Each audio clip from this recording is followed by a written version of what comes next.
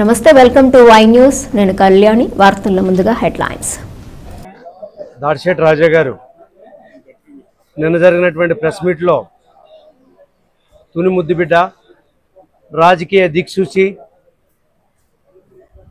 మన రాష్ట్రానికి ఆదర్శవంతుడు, అలాంటి వ్యక్తి మీద సులకనమైనటువంటి మాటలు మాట్లాడడం తగదు.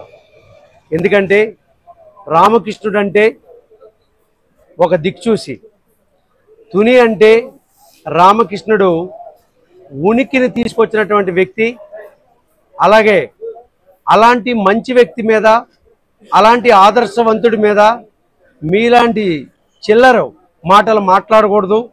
ఎందుకంటే ప్రీతమ నాయకుడు యనమల రామకృష్ణ గారిని ఎంతోమంది ఆయన ఆరాధ్య దైవంగా పూజిస్తారు. అలాంటి వ్యక్తిని మీరు చిల్లర మాటలు మాట్లాడడం తగదు. ఎందుకంటే ఆయన గొప్ప విద్యావేత్త, గొప్ప రాజకీయవేత్త, గొప్ప రాజకీయాల్లో ఆయన కీలకమైనటువంటి బాధ్యతలు తీసుకొని ఈ రాష్ట్రానికి ఆయన ఒక చరిత్రకి క్రియేట్ చేశాడంటే అది మన తునుకున్నటువంటి గొప్ప అవకాశం లాంటిది.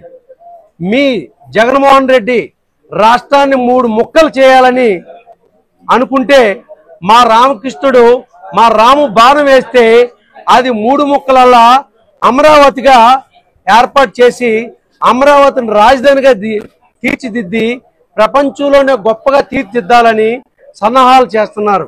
అంటే అలాంటి ఉన్నతమైనటువంటి వ్యక్తి మీద నీలాంటి చిల్లర మాటలు మాట్లాడడం తగదని కోరుకుంటున్నాం.